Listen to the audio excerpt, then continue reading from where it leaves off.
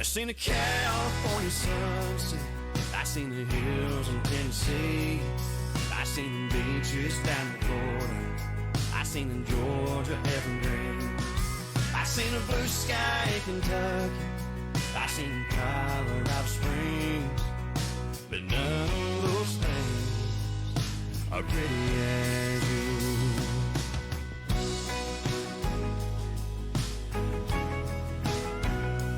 Girl, I can't stand it. Let's move this upstairs. Let me take these two hands, run through your hair. All these things I wanna do are running through my head. Leave your dress in the hall, rip the sheets off the bed. I seen a California sunset, I seen the hills in Tennessee, I seen the beaches down in Florida, I seen in Georgia evergreens, I seen a blue sky in Kentucky, I seen Colorado Springs, but none of those things are pretty as you. No, they ain't bad.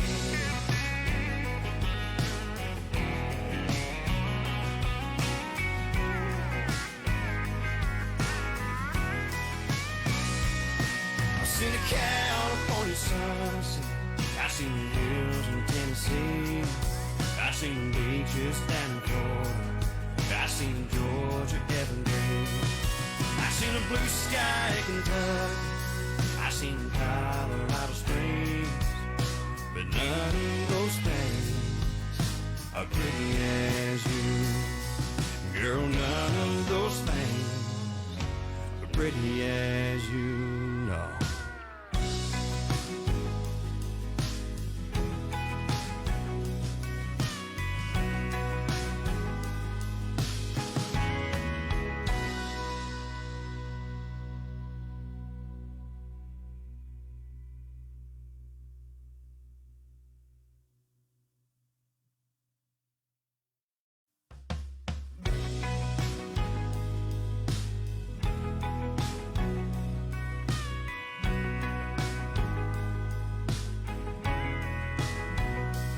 Baby, let your hair down and let's stay on the couch. Put your head on my chest and don't make a sound. We can turn off the phone, forget about the world, 'cause there ain't one damn thing in it that compares to you, girl. I seen a California sunset, I seen the hills in Tennessee, I seen the beaches down in Florida, I seen in Georgia evergreens, I seen a blue sky in Kentucky, I seen Colorado Springs, but none of those things are pretty as you.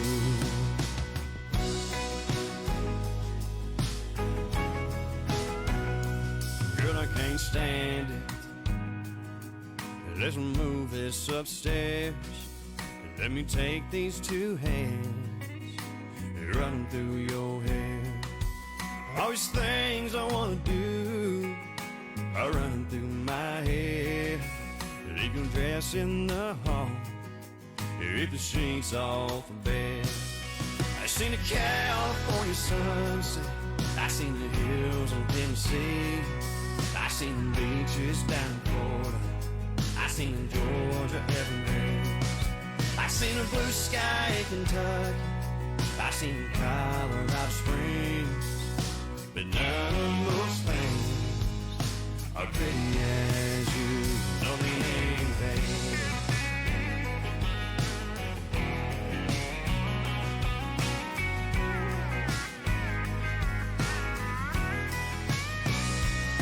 I seen a California sunset, I seen the hills in Tennessee, I seen the beaches down in Florida, I seen Georgia evergreens, I seen a blue sky in Kentucky, I seen Colorado Springs, but none of those things are pretty as you.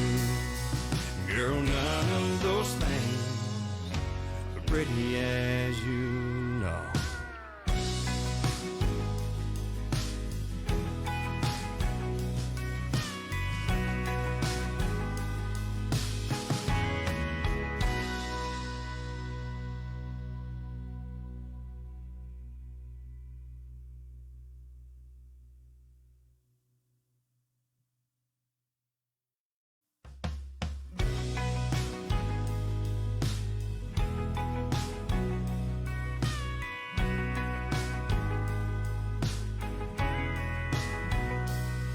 Baby, let your hair down and let's stay on the couch. Put your head on my chest and don't.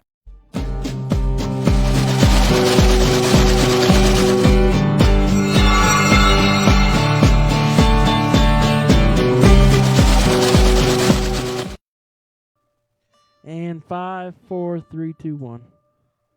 Hello, what's up, everybody? Welcome to the FretJob. The FretJob is a live video podcast where we get into anything with strings, except for guitars today. And it's broadcasted live from 228 Jane Trail at FretJob Guitars. And I'm going to hand it over to my co-host now. His name is Brandon Edwards. He is the owner and luthier at FretJob Guitars. What is up, everybody? Welcome to the podcast today. My name is Brandon Edwards, and we are coming back at you with another great episode of the FretJob. I am the professional luthier here in all things strings, guru, and everything like that. Make sure you check out the YouTube channel, like, share, all the above, all this good stuff. And let me introduce you to my host, Jonathan McCorder. He is real estate agent connoisseur, and he is all things guitar, and he is all things Ray Charles. No, but I don't know. That just came out. Jonathan McCorder, guys. I don't know where that came from. I don't know where that came from. That just popped in my head. I'm glad to be here.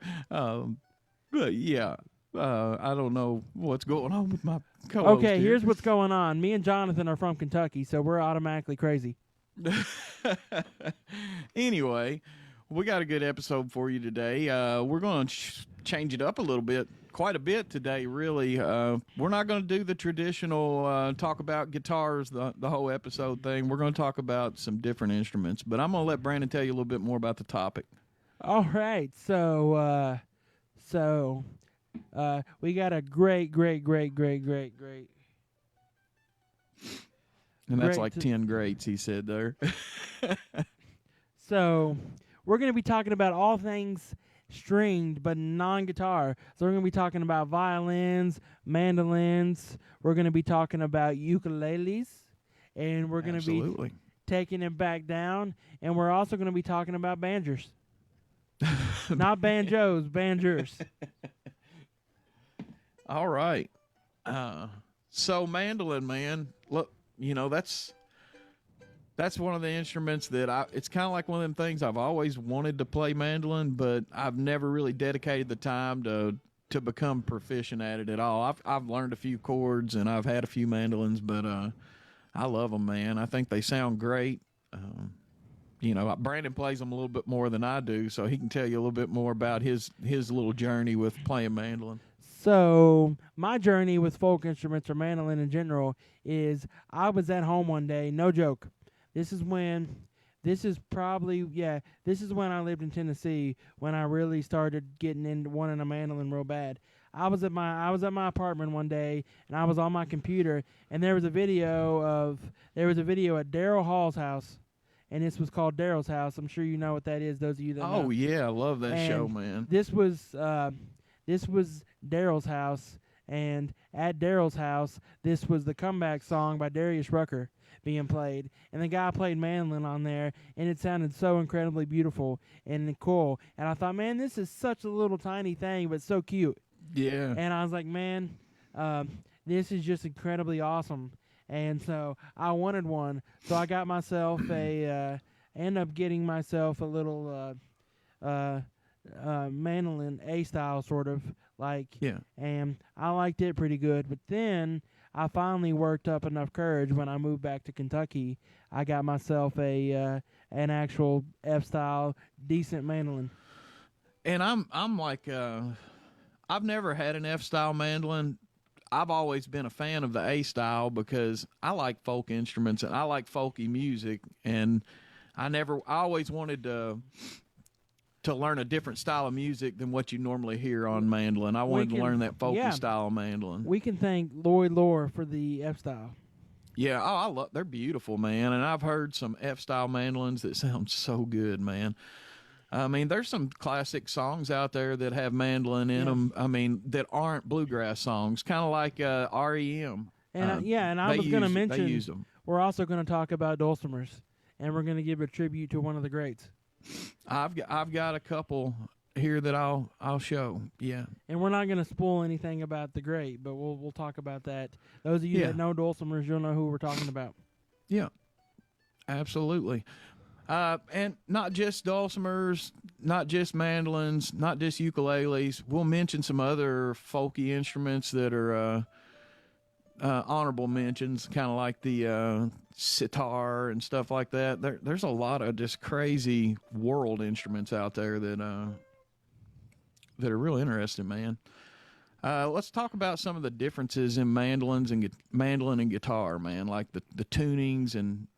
So mandolin's tuned like a violin, a fiddle. Mandolin is tuned like a violin. And by the way, between a violin and a fiddle, there's no difference. It's just what you call it and how you play it. I agree. I mean, but the tuning is GDAE. So I had a guy in here one time, and this is a little off-topic story, but I had a guy in here one time. He had a violin.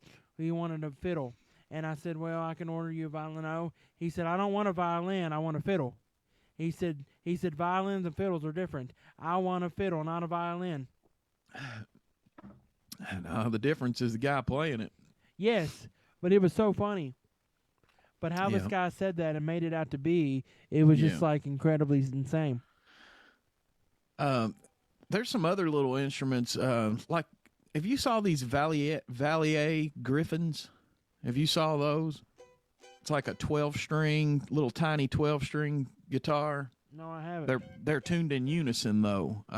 It's the pairs are. Man, those things are cool too, and that's like something for a guitar player that wants that mandolin chimey sound. He can get it with one of those kinda, but it's still not a mandolin.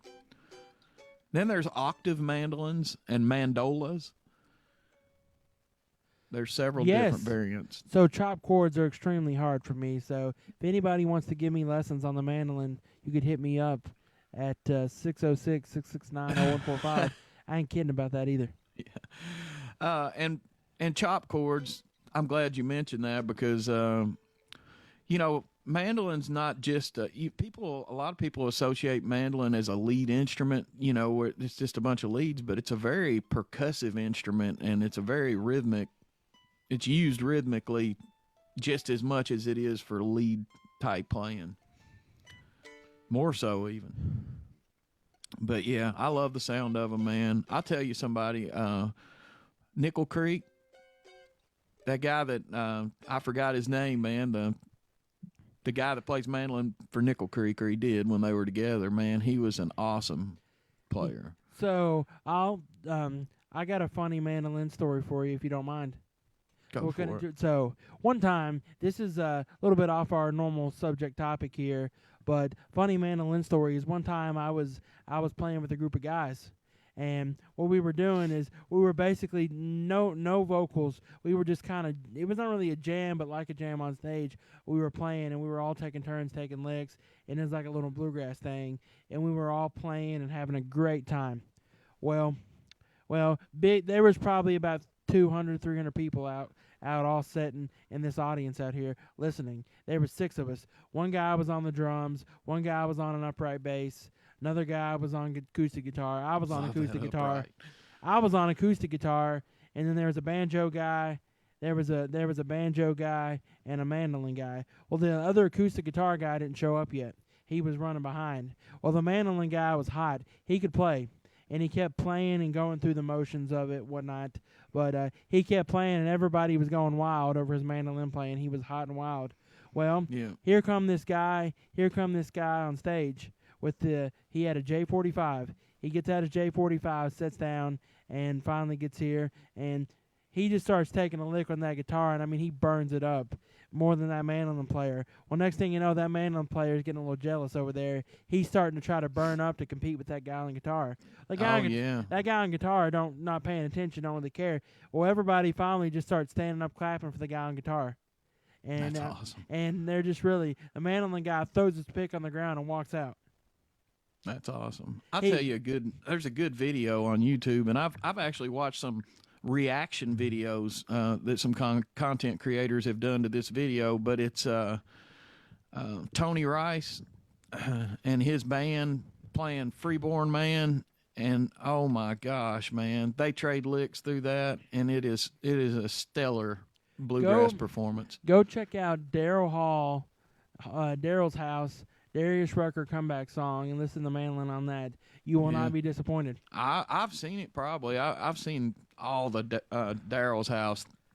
The best Daryl's House episode ever, in my opinion, is Billy Gibbons episode. Yes. Oh my goodness, man! Billy Gibbons is just such. He's the coolest dude ever. I mean, he's super cool, man. But anyway, so you know, you've got A style, F style. Orville Gibson kind of invented the mandolin. Orville Gibson kind of invented that. He pioneered. Gibson makes the best mandolins in the world, and they have, and they still continue to do so. And mandolin in its early days, like this one I had out before, I mean, you see what this looks like. It's got a round back on it. By the way, when Jonathan, before the episode, was tuning it up, it was really funny. Well, I'm not done tuning it yet. he kept hearing like a popping, cracking sound, and he was like this, like he was like it's holding scary, one hand. Man. So when I was going to Luthier school, they told my roommate Joe, this is funny, he had a string break and smack him right across the face, and it was and it was funny. I've tuned up some guitars here, and it's like older guitars here, and it's like okay. Like I worry that it's gonna pop, break, anything like that. Like, heck yeah, man! There's a lot of tension there. Like that, there's enough tension on this thing that when I put it up, it didn't have a crack, and now it's got a big crack in it. And here's a story for you. I had a guy bring me in a guitar, and I don't think this guy lives anywhere close around here, but he was traveling through. He brought me a guitar, and it was an old guitar. It was a USA-made guitar. I want to say it was, I don't remember what it was. He does that every week, and he'll continue to do that every week. So yep, that's my common mistake. I always have to hit the volume real quick when I turn my video on. Anyway, but yeah, man, mandolins have changed a lot over the years. But we were talking about the cracking sound. Well, this guy comes up, and he drops off. I want to say this is like an 80s Martin, like an early 80s, 81 Martin. And, okay, this guitar was in rough shape. I mean, it was in rough shape, and it had some cracks on it, stuff. It had some pretty. And I'm like, do you want to get any of that stuff addressed, taken care of, blah, blah, blah. And the bridge was lifting up a little bit. And I'm like, any of that stuff need to be? No, I just want strings on it now. I just want strings on it now and whatnot. He's like, put strings on it, give it a little cleanup. He's like, I don't want any of the cracks fixed, and I want that fixed. Just clean it up, please. So anyway, I get to where I need to be, and I start stringing this thing up. And I know we said we wouldn't talk about it, but this just kind of goes with the story of his mandolin. And I mean, I thought that bridge was going to, I thought, like, I heard popping, cracking, I heard creaking, and I was worried to death and whatnot. And the action was like a dobro on it. And I said, you don't want anything adjusted, addressed? No, I just want new strings on it. Yeah. So I got the new strings on it, and man, I mean, I was like, yeah. And I told him, I said, you sure? I really don't want to work on it because it needs more, and I'm afraid. He's like, I don't care. Just put strings on it. He said, if you don't, somebody else will. Dang. I was like, okay. So I put strings on it for him, my restringing price, but I was like worried half to death. Man, this thing here's got, like I was saying a second ago, it's got a lot of tension, and there's a crack that's opened up in it since I put it. I was using this as a decorator piece, basically. I did string it up and tune it one time. You know who made it? Yeah, I'll tell you who made it. I think it was Adams, the Adams Company. Favorite. It's made in Illinois. But anyway, I put it up as a wall hanger because when I had it tuned up, and I thought, well, maybe I'll play it a little bit, and I didn't much, so I just stashed it away, man, and put it as a decorator piece. I had my father-in-law make a handmade bridge for it, and but now it's got this big crack in the top, and I hadn't tuned it in forever. And as soon as I started cranking those tuners, man, it was like pop, crack, pop. I mean, all right. So I got another one. Hey, what's going on, April? How are you? So we're talking about things. So we'll move on to the next instrument. We're going to talk about banjos for a minute. Yeah. We'll kind of go online. So Gibson kind of perfected the banjo as well. Gibson perfected the banjo as well with the master tone. I mean, Orville was making these banjos and not ukuleles, but mandolins. Sorry, and I mean they kind of perfected the way that all this stuff is, and it's pretty incredible. So I am very thoroughly pleased with the way that is or how that is. But I mean, banjo's been around for years. Oral Scruggs, Flat and Scruggs, you know. Oh, Oral yeah, Scruggs. man. There's some awesome. Lester Flatt. I mean, Foggy Mountain Breakdown, man. That's one of my favorite songs of all time. Yeah, man. There's all kinds of killer banjo players over the years. Yeah. And another honorable mention is our very own Matthew Dixon here in house. He is a he is a great. He don't give himself enough credit, but he is a really, really good banjo player. No, Steve Martin, the actor Steve Martin, he's an awesome banjo player. Me and Matthew talk about that sometimes, but Matthew kind of don't give himself enough credit. No, Matthew's not no professional banjo player, but Matthew's a really good banjo player, and he's got a lot of talent. Yeah, and he's also a teacher. So, you know, if you're a good teacher and you're a good player, I mean, you're going to be successful at what he's doing. Yeah, so if you want banjo lessons, you can call the store, and we can set you up with those. Absolutely. And we could hook you up with a banjo. We need more banjo players in the world, man. We need some young people to get out there and start trying to learn something like that. And by the way, since you mentioned that, he has a 7-year-old and an 11-year-old teaching banjo right now. That's awesome, man. It's incredibly awesome. Yeah. I'll tell you what, a funny instrument. It's been hanging back here for a while, and I haven't been able to really talk about it, but and it goes in with dulcimers. But this little instrument right here hanging on the wall. That's called his beating stick. This is it's made by a company called Seagull, and it's got a solid mahogany top. I think the back and sides are all maple. Canadian made. It's Canadian made. It is a hi, mate. It's called a Merlin guitar. That's Australian, man. Dang it, my accents. But yeah, it's tuned like it's tuned DAD. So the top string is a drone string. The middle string is a drone type string, which you can play chords on it also. And then the bottom strings are your noting strings. You know what this reminds me of? Have you seen those shovel guitars? Have you seen the shovel guitars? Yeah. Yeah, well, I had a guy one time, I had a Les Paul Studio in here, not the one I got now.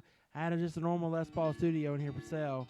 I think it was like a 98 Studio, just a plain Les Paul Studio dot. And I had this guy in here, and I literally kid you not, he offered to trade me a shovel guitar for that Studio. Dang. I was like, yeah, you're going to have to come up, but you just got a shovel. I could go to Lowe's and get a shovel and put some strings on it. This thing actually has a little bit of, I don't know if you can hear it at all, but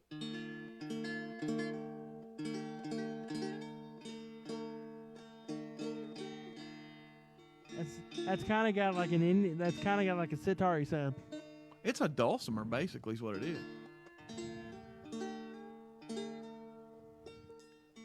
So since you're talking about dulcimers, we just want to take a moment in silence for the great Homer Ledford here. So as soon as he gets that down, we're just going to take a couple seconds of silence for the great Homer Ledford here.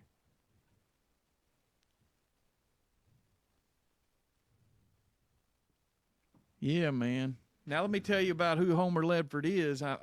We talked a little about him in one episode, but go ahead, take away. Homer Ledford he started out in Tennessee. He ended up he went to a folk school down there.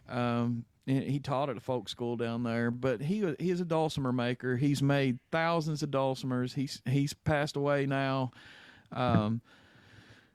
He's the granddaddy of the revival of the dulcimer in folk music. I mean, folk music, dulcimer kind of went away for a period of time, and you didn't really hear about him or see him. And Homer Ledford, through his craftsmanship and his, he went out there and was an advocate for the mountain dulcimer, or what people call the Appalachian dulcimer. And I'll show you one of his dulcimers here in a second. But yeah, he was kind of like a big deal in the dulcimer world.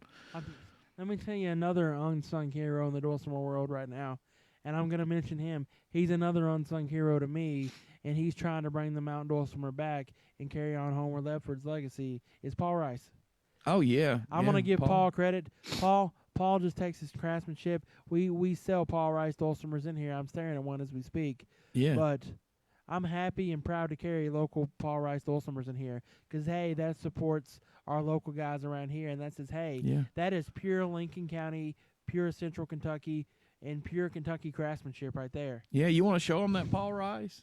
I could go get it if you want me to. Yeah, I'm going to go grab the Ledford one, and we're going to switch up our instruments here. That way we can show you all some instruments. Give us just a second.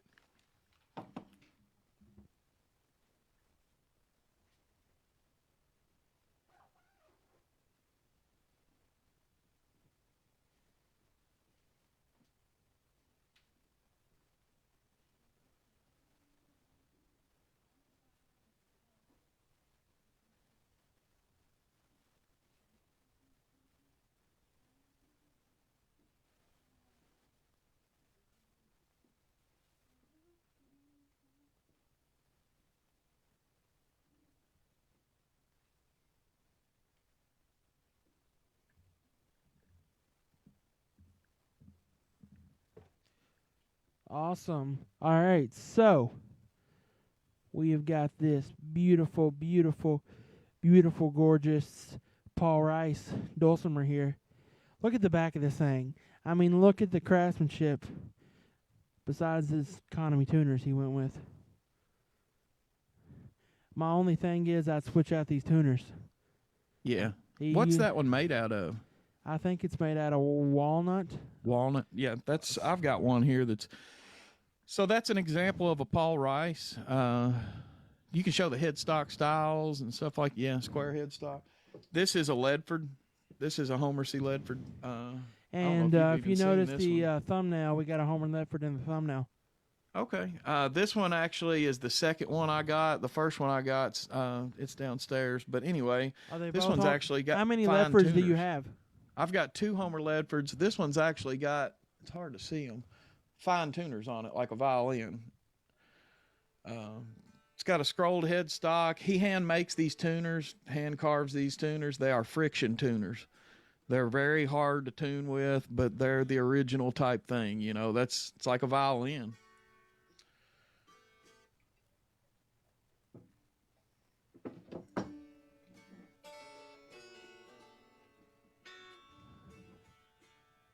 But yeah, I don't get the Ledfords out a whole lot. I don't play my Ledfords a lot just because I don't want to bang them up. You're not going to get another one. I've got another friend that makes dulcimers, and I've got one of his here too. I'll show it to you.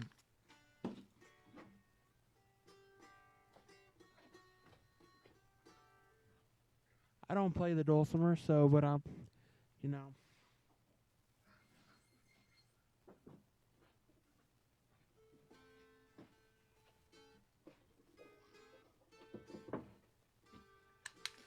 So in spite of Homer being the man, basically, this is my favorite dulcimer that I have. This dulcimer is flamed Hawaii. Has that got banjo tuners on it? It does. This is flamed Hawaiian koa and bear claw Sitka spruce. Let me tell you, that is the most sexiest thing I've ever seen in my life. It's a handmade. It's made by a guy named Mark Eubank. It's got a Wingay fingerboard, and it's got those 5-star tuners, is what they are, McDonald or. Yeah, let me tell you, that is one of the most sexiest things I've seen, and I've seen Jonathan record her. So. Anyway, His reaction is all I like to get. I love dulcimers. I don't play them as much as I'd like to. I play ukulele a lot though, and that's another instrument that we'll talk about a little bit. I've got one of those here too. It's also made out of that same wood as that Mark Eubank dulcimer that I just showed you. Now, is that your? So this is a Kamaka. You want to jump into the next topic? The next topic. The next part of the topic is what I was meaning. What's the next part? What's in your hand? That's what I said, ukulele. Yes, sir. Sing us a little something with it, because that is sounding incredible right now. I'll play a little bit. You know Somewhere Over the Rainbow? No, but I know some songs people might know.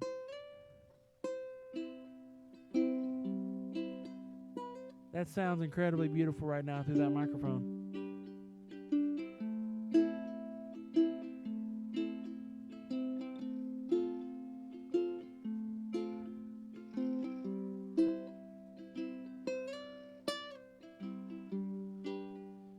Wow.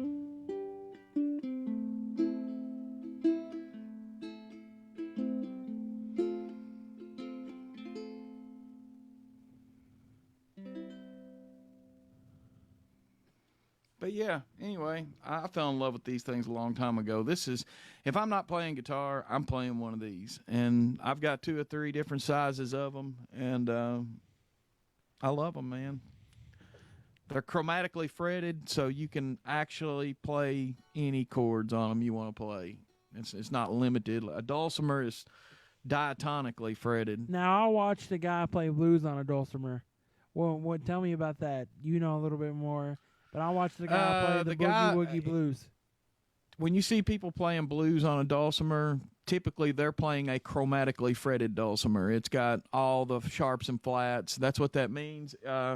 If you all look at this Mark Eubank dulcimer, you'll notice there are wide gaps that are wider and gaps that are narrower. And the reason that is because it's a diatonic instrument. Yeah, same and that thing one's with the same way. falls. And that makes them easier to play, but it makes them limited in what you can play because you can't play, you don't have all the notes. But it makes it to where it's a no-brainer pretty much. If you just note the bottom string, the bottom pair of strings, then you can't go wrong. You're not going to have a bad sound out of it. With a chromatic dulcimer, you can sound bad if you don't know how to play it. And yeah, so we were talking about ukuleles. Ukuleles. Back to ukuleles. Martin makes ukuleles. Gibson's made some over the years. Martin still makes a few. Gibson don't make any anymore, I don't think. I don't think they do. Martin still makes a few. Actually, Epiphone makes a Les Paul looking one. Yeah. And Fender makes a Telecaster looking one. The cream of the crop of ukuleles are made in Hawaii. The production ukuleles. There are some really good imported ukuleles that are not Hawaiian, but the custom ukulele world is a really big thing. There's some makers like Jay Litke. He's a maker. There's several of them that make them that are wicked, man. What about Pono? Don't they make ukuleles, or am I off? No, yeah, that's their main game. So I've got the little Pono guitar, and I've got a Pono baritone ukulele. And they basically what it is there's a family down in Hawaii that has a ukulele company that they make them in Hawaii. Well, they branched out, and they hired some guys in nearby. It's actually really close to Hawaii, Indonesia. It's an island called Java, and these guys, they've been making guitars for a long time, so they make the Pono guitars, and they make the Pono ukuleles there. But, yeah. They're nice too. They're all solid wood, all bone, nuts and saddles. Well, hot dog. That's a lot, that says something for an imported instrument to say we only use solid woods and we don't use plastic on anything. Amen. That's, there's a lot of, Martin can't even say that. No. Yeah. Let me tell you, I'm just going to say something now, and this is my personal opinion. I don't like anything of the Mexican Martin stuff. No offense, I've had too many issues to fix on those here and here within the past couple within the I've past. only ever owned one Martin instrument that was made in Mexico, and that was a Dreadnought Junior. I liked it. Every Martin, no offense, every Martin made in Mexico acoustic or whatever, I have had the same issue with it and I've had it fixed. Either A, the binding's coming loose, either B, the nut is so cheap plastic that it's rubbed down to the first fret, or it just has issues with the frets. I mean, they all had, no offense, I'm not trying to dog, but either the pickups are having But you're trouble. only seeing those because you're a luthier. That they're not bringing by their good one. Yeah, but they're I only like- bringing by the Yeah, one but that's- I've seen a lot of the same Yeah. the same kind. I've seen probably 5 of the same model of Mexican Martin with all the same problem. Yeah. So therefore, it tells me if I've seen 5 of those from different people on my bench, that there's a problem. Yeah. I'm not trying to dog. And also, by the way, when you buy Martin strings, you're not buying USA-made strings. They're made in Mexico. Yeah. But if you buy Ernie Ball strings, or you buy Elixirs, or you buy Diodario, you're getting USA strings. So Yeah. that's a kind of a little food for your thought. But back on the topic of ukuleles and stuff. I mean, I'm not a crazy. Martin's ukuleles are some of the best ukuleles ever made. I mean, They still make them, by the way, too. Yeah, and they do have some ukuleles also that are made in Mexico, but their top dog ukuleles are still made in the USA in Pennsylvania. But I prefer I believe mahogany. I mean, I'm starting to lean towards mahogany and ukulele woods just because I've got that little tiny soprano Martin ukulele that's all mahogany, and I love that. Now, this is all koa. This is, the cream of the crop for ukulele wood is koa. That's the main thing for ukuleles. And for that Hawaiian sound, I really like it. But if you want that folky sound, the mahogany ukuleles have the more folky sound. Here's a question for you. And by the way, they're tuned G, C, E, A. So we're gonna throw out some honorable mentions now. These are not gonna be heavy discussion, but we're gonna throw some honorable mentions for you. One is the auto harp. That's Got gonna one be of those too. that's gonna be an honorable mention. You know anything about those much? I'm not too versed. That's why Nope. that's why it's an honorable mention. The dobro. Yeah, Dobro's cool. I've never had a Dobro looks like a guitar, but it's a dobro. So Yeah, I've never had a dobro. another honorable mention is a sitar. Yeah. Yeah, sitar. I love the sound of those. I think they're neat, man. And then of course, you got the violin family, the cello. You got the viola.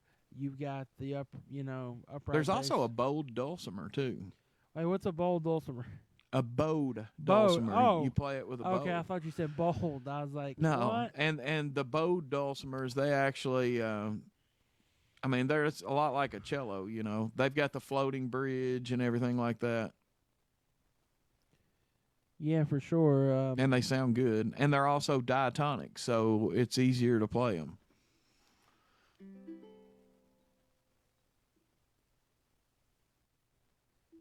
All right, so here's another question for you.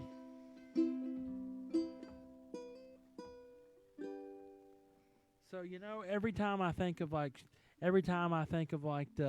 whenever we're mentioning stringed instruments, something that sticks out of my head is we've all seen Tom and Jerry, right? Yeah. Where his cousin pulls the whiskers off his face for guitar strings. I don't remember that. There's That's an funny, episode, though. yeah, he pulls it off for guitar strings every time he breaks one, and I Yeah. just always thought that was a funny episode. It reminds me of like string, but there's some honorable mentions. You want to talk about this new YouTube series I got going on right now? Yeah. Oh, and one more. I've got a zither too. What's that? It's like shaped like a trapezoid. You know what I mean? It's got a little sound hole in the center of it. It sits on the table, and it's got pins that the strings. Oh yeah, I know what you mean. I'll tell you another instrument you should look up sometime, all of you, and it's a really neat instrument. Stevie Wonder plays one, a harpeggi. You need to check those out. It's a stringed instrument that you tap. You tap the strings. Hey, I wonder how good he is. He is awesome at it. You didn't catch that pun, did you? No, I said I wonder how good he is. Oh. Yeah, he's awesome at it, man. So you want to talk about this new series? Yeah. And technically, we could count a piano as a stringed instrument because it's got strings. That's percussive. Absolutely. But that's beside the point. That could be an argument all day. Yeah. This new series, though, I brought Brandon a mandolin that a friend of mine, I don't know if I bought it off of him or if he gave it to me, but I brought it to Brandon. He stole it. And the back was about to come off of it. The binding was loose. I mean, this thing, it was pretty much a wall hanger when I brought it there. And he's tore into it, and he's doing a video series on it. And I went there yesterday, and I saw something I never thought I would walk into a luthier shop and see, but now I know it's a normal thing. I walk in, and Brandon's got a cappuccino machine on a countertop with a hose with a basketball pump needle in the other end of the hose with steam spraying out of it. And I thought it kind of took me back a little bit when I saw that. But now you know why we use it, don't you? Now I know it's a common practice. Did you look that up? Yeah, I think I did look up something about it yesterday. Yeah. I got interested in it. Yeah, so I got the neck removed. I'm going to do some more work today. So I'm going to do some more bracing, gluing down after the episode and whatnot. And then when I get a chance, I'm going to wrestle Chuck Norris. Yeah. Wrestle Chuck Norris today. Chuck, I'm kicking your ASS now. Yeah, I also was kind of taken back when I came in, and he's sitting here with that mandolin, and he had a drill bit and a drill, and he was drilling a hole directly into the fingerboard. I was like, what's he doing? Then I realized it was to stick that needle in there and pump steam into it. It was actually really so I could cool. get the neck out. So it was actually a really cool little thing to watch. I liked it, man. I mean, it was not. I'm not familiar. That's how you do it on guitar. How they do it on mandolin. If they do it different. So many people were doing different methods about removing the neck on the mandolin. Yeah. So I just experimented and did my own dang thing. If it's not right, you guys can tell me, bash me about it, hit me over the head, tell me I'm the biggest freaking retard there is. I thought it was cool, man. I'd never seen it done. Yeah. So I mean that's a pretty cool thing. He rung me that. We actually had somebody donate a case to him. Yeah, that's cool, man. One guy wanted to start a GoFundMe to save Jonathan's mandolin. They kind of wanted to make it like a thing for the channel. Yeah, I never thought it would be back in service again. Let's put it that way. I thought we hope it's working be days were over. If we get it back in service, you've got to play that thing for us on here. Well, if you get that thing to where it plays, I will absolutely try to learn something to play on here. Yeah, I'm great, April. I'm great. So I'm going to take a moment to shine here, talk about one of my good buddies here. I'm going to take a moment and shine on Justin, the amp guy. He works so hard for the amps that come out of here and the work he does and how good of a person this man is. What kind of work does typically gets done on amps? I mean, all different kinds of work, recaps, all different kinds of stuff. But ain't nobody in a 100-mile radius that can touch Justin on amps. I don't care. Justin is the doctor, the amp doctor. Justin is the doctor. He is the man to go to. Nobody can touch this man in a 100-mile radius. He is smart. He is knowledgeable. That's why he works at what he does. This guy here has a job that works with robots and rewire and stuff like that. So amps to him are like nothing. Yeah. But it's just the point of the matter is to give this guy. It's a cool side gig, though. For sure. It is a very cool side gig, and he is incredible with what he does. And I just want to give him some more credit because that man is awesome, and I'm so glad to have him as one of my close friends, somebody that I can look up to and stuff, and somebody that I can say, hey. I mean, he's a noble, worthy man, and he's a very fine fella. So I like talking about, back kind of to the topic. I like talking about these folk style instruments, man. Hey Dave, what's up? I had this idea one time. He definitely needs an amp doctor. Well, I'm sure Brandon can hook you up on that. But I like talking about these folky instruments, man. Even to the point where at one time I thought I had this idea that I'd like to go do like workshops on folk instruments, like with kids. I always thought that would be pretty neat. You know, tell them about all these different instruments, play some of them for them, let them play with them a little bit, maybe get them interested. Don't give me an idea because I'll make it happen. Well, I mean, that's something that I've had in my mind a long time. And I may do it. I mean, someday. But we are gonna do it now that he mentioned it. Daggone. But anyway, I always thought that would be cool. To show these folk instruments to kids, instruments from other parts of the world. Dave knows all about folk stuff because he's a big folk guy. So Dave can That's probably awesome. chime in a lot. And it gives you a chance to teach them something. It gives them a chance to be exposed to these instruments, and it will make music better in the future. So I tell Jonathan, don't ever give me an idea to my face because I'm going to do it. It will make music better in the future because you will have kids that might pick up an instrument that they never would have even seen before if you go present it to them, basically. So he has definitely got my gears a turning. Yeah, have a good day, April. So Thanks, April. He has definitely got my gears turning. We're gonna make that a reality, guys. If I have to do anything and everything possible, we're gonna make that a reality. Here we go again.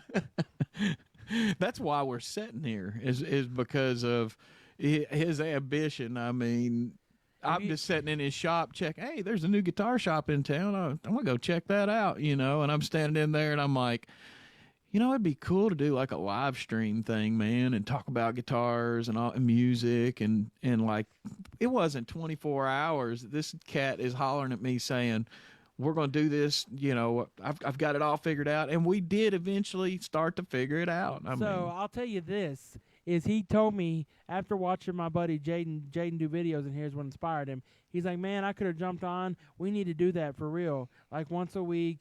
That'd be so cool if we could do like a little podcast radio show thing once a week. He's like, that'd be cool, man. It was cool how you and Jaden did that stuff.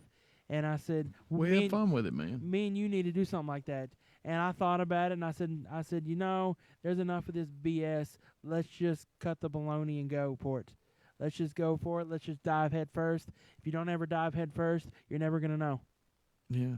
And the cool thing is if we could do that workshop, I mean, it's just something you do here and there. You know what I mean? It's like, hey, we're going to go do a workshop this school year, at some school or something. Yeah, for sure. So, you got customers? Yeah, so we'll be right back, guys.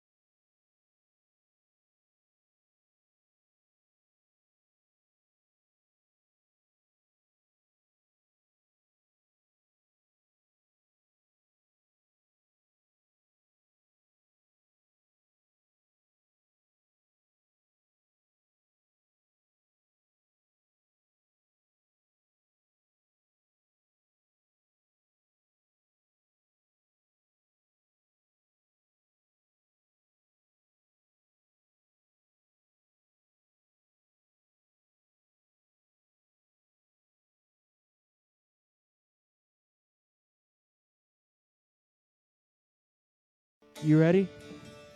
Yeah. All right. What is up, guys? We are back. Sorry about the little pause there, but we had to pause and do some things. I had somebody come in the store, and so that was one of those things, and those are some pretty important people. All good, man. Got to take care of all the customers, man. Every customer is important. Yeah. But yeah, I think we've had a good episode, man. You know, I like the idea that we came up with. You know, the workshop. I've been tossing that idea, bouncing that idea off so my wife. I'm going to be doing some for a long time. workshops here. So I'm thinking we're going to take a Saturday. It's going to be a paid workshop. People are going to come in, bring their young one, and we're going to talk about different stuff. And then we're going to teach the young kids about guitar building and the young kids about music more than it is, and try to get them fired up. And I think, honestly, I may actually even try to get it, even if we don't do something here, maybe we could get something worked at the library and do something there. That way, so we kind of match them now, the together. idea that I had was a little different than that. My idea was to go to elementary schools. And we could maybe go to an elementary school and do that. I could probably maybe make that happen. Oh, I could definitely make it happen at one of the local elementary schools. It'd be easy. Yeah, well, we may do that. So yeah, that'd be fun, man. Yeah, we'll talk with him and whatnot, and then we'll go from there. We may have like one workshop here at the store, and then go to the elementary school. You never know; they may not have us, but it'd be a cool little idea. But anyway, yeah. I like folk instruments. I think it's something worth keeping alive. I love to see kids get involved in that kind of stuff. I like to see anybody get involved in music, man. Jonathan said if it doesn't happen, he's going to protest with his ukulele out front. He's just going to sit there and play till they kick him. I just tossed out a little idea. I'm messing with him. If I don't get to mess with Jonathan, it ain't a good day. I like to see his facial expressions when I mess with him.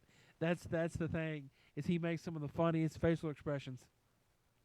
Yeah, you can tell when you can usually look at my eyes and tell when I think things are going wrong. You know what I mean? Like if something crazy happens on here on the show and or somebody's, I don't know, like a hot mic type moment or something like that, you can always tell I look concerned. Sometimes when I'm not meaning for it to. Just sometimes people run in the door real quick. Yeah, like people pull up, and people are so eager to get in here, so they hop out of their car and they run. And I'm these dumb I look like an idiot on camera, but that's okay. I look like an idiot 365, 24/7, so that ain't nothing new. I'm just at the top of the class. Man, y'all have a good day, man. Y'all have a good day. Thank you for watching the FretJob. Yep, see you next time.